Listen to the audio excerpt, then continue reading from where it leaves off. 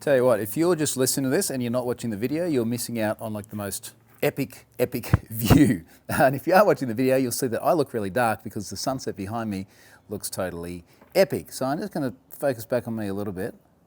Then you get a little bit of me and a little bit of sunset and flowers and tropical garden, which is nice. I am obviously still in Australia. Now normally we get kangaroos here about this time of day as well. So if I get some Aussie wildlife, you can have a look at that too. But, oh man, I'm really dark, aren't I? Because there's so much bright light from that sunset. Ah, screw it, you know what I look like. Okay, where we begin today. So I am doing this a couple of days late again. I've just been maxing out the time with the kids whilst I've been home. Today's Father's Day. I think it's the same everywhere around the world. I think our Mother's Day is different in Australia to different parts of the world. So I've been out on the boat with the kids, doing a bit of wake surfing with my daughter, which has been a lot of fun. Like actually getting my 7-year-old on a board with me. I've got some video of that. I'll post that up later on. I'll link through that too, in case you wonder what the first day of spring in Australia looks like. So and I forget the word for it. There's a word which is like the astrological is not the right word. The scientific definition of the seasons, and then there's another word for it which is like the calendar season. So often when I say to people like, oh yeah, spring is September, October, November, or the inverse if you're in the Northern Hemisphere, people are like, no, it's actually this particular day.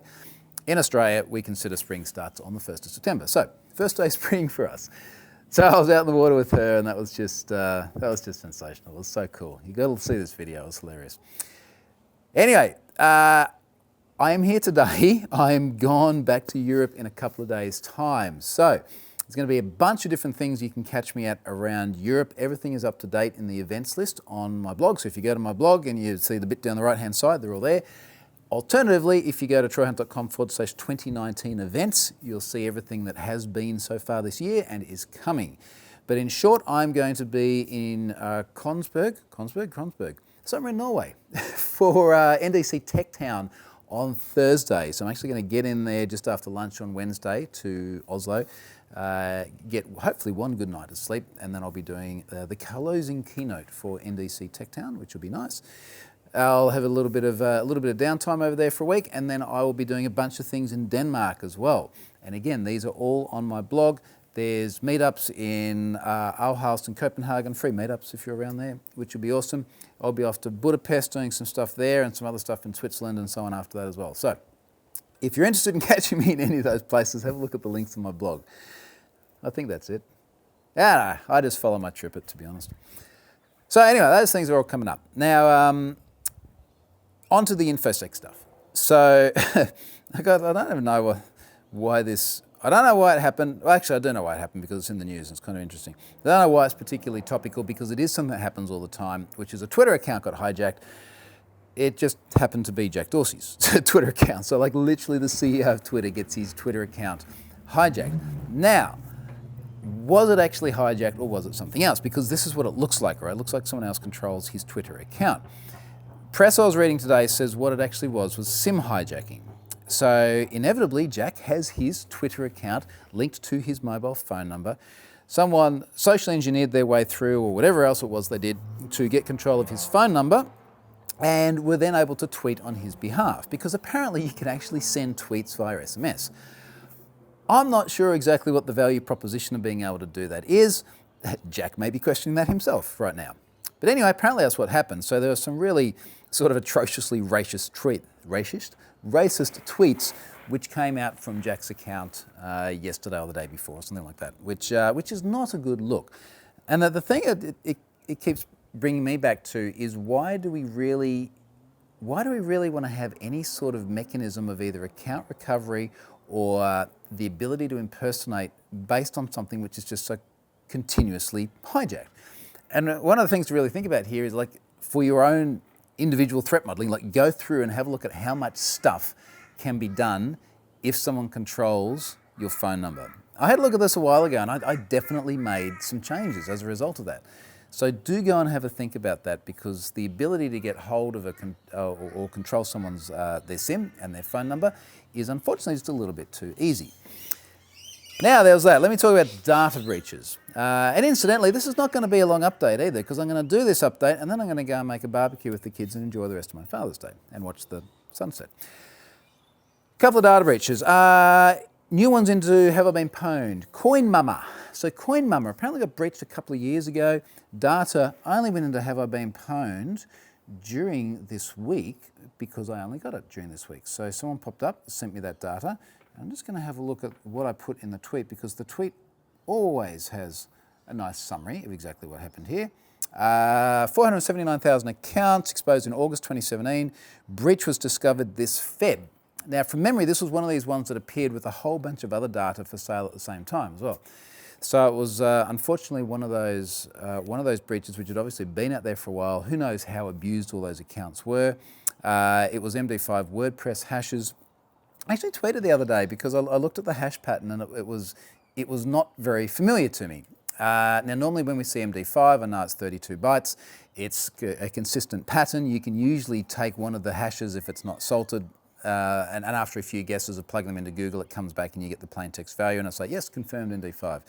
MD5 WordPress is a slightly different format. Wasn't immediately familiar to me.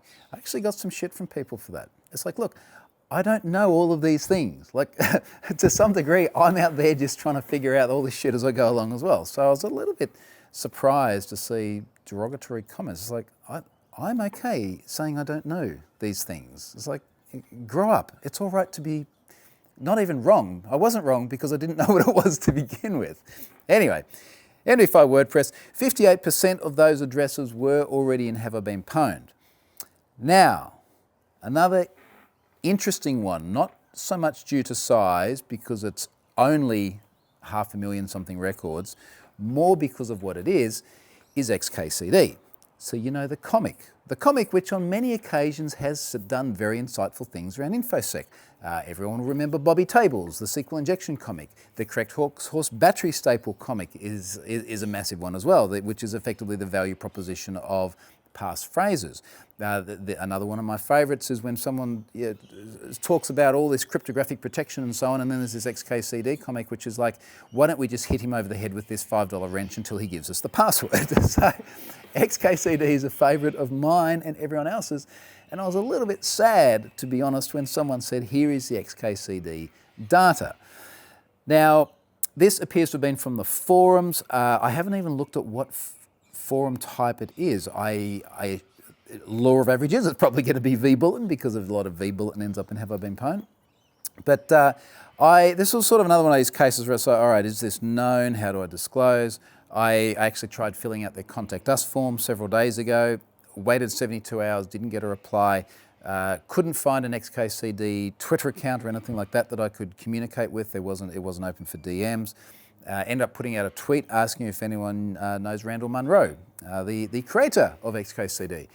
And a few people said they might be able to get in touch. Someone gave me the contact details of someone who does tech, got an email out to them, got an immediate reply, managed to do the disclosure, hand them over the data so that they could do their own verification.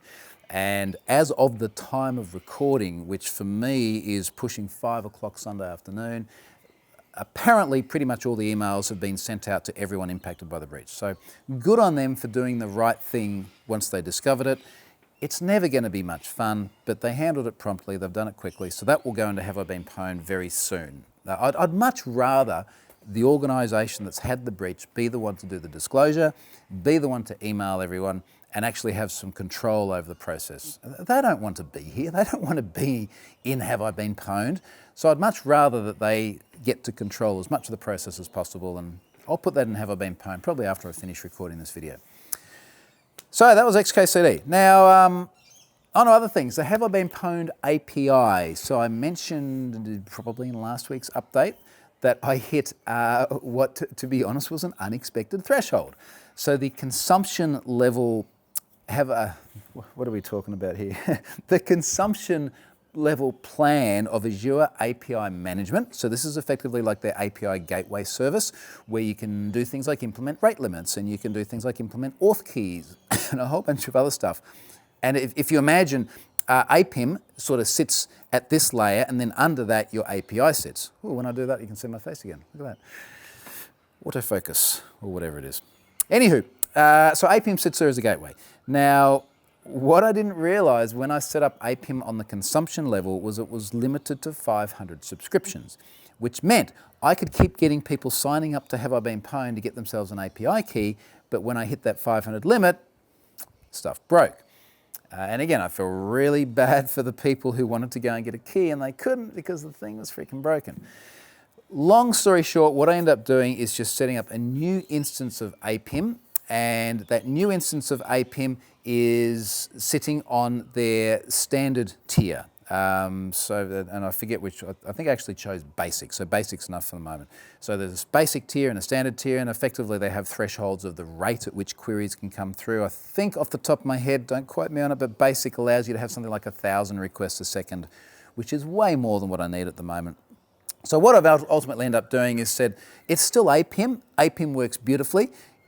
Just instead of consumption, which is limited to 500 subscriptions, I've gone over to the other one, which is no longer pay per use. It's like a flat rate per month, and then you can have multiple instances. I've rolled over to there. There's no 500 limit. So all I had to do was effectively script out the process to go and pull all of the API keys that people had already registered, go and recreate the subscriptions in the new one, set the keys, point Have I Been Pwned the website to make sure that it created new subscriptions in the new APIM instance, and now I've got this old consumption APIM instance sitting there just doing absolutely nothing, which is fine. I'll probably just delete that out at some point. I have provided feedback to Microsoft on my views on that, because I think that the whole idea of having a consumption-based pricing model is a little bit like running serverless, so that the serverless functions which will run under it, I want to just use as much as I want. Charge me for what I use, by all means, but I like the idea of elasticity of just using however much you need. So hopefully we'll see that 500 subscription limit cap revised in the future as well. Bottom line for everyone now is that you can go and get your API keys. There is not going to be any limit that I'm aware of on those. I guess the most feasible limit is I hit the threshold at which basic can deal with, and then I roll it over to standard, which I can do and be happy paying for it, because people are paying their $3.50 a month for the key anyway. At the moment, I think I'm running at about 20% utilization of that one instance, so I've got a long way to stretch it yet. So, if you wanted to use Have I Been Pwned API and you couldn't get a key, go and get your key. No rush either, because it's going to stay open, which is good. So that was Have I Been Pwned on the API. Last thing for this week, and this is going to be a short one because I'm only like nearly 13 minutes into it, is sponsorship. And sponsorship this week is also StrongDM, as it has been the last few weeks. They're talking about why Splunk CISO says StrongDM enables you to see what happens, replay and analyze incidents. You can't get that anywhere else. So big thanks to StrongDM for their ongoing support of me as well. That's been enormously good. I am actually going to need to write some emails about sponsorship beyond the end of this month, because I think I've only booked out to the end of September, because frankly, I've just been a bit busy with other things. I'm going to talk about those other things, in particular the way things are going with Have I Been Pwned and Project Svalbard over the coming weeks. I haven't been talking about much in these videos because frankly I've just been devoting a massive amount of my life doing it, and it's nice to have a little bit of time where I don't think about it. So, but it is progressing and it's going very well, and I'm going to talk about it more in subsequent weeks. I'll come to you next week from Norway. I'll be back in Oslo there. It's not gonna look like this. It's just, unfortunately, that's just the reality. But that is the life that I live these days. So thank you very much for watching. I'll come to you next week from another place in another part of the world. See ya.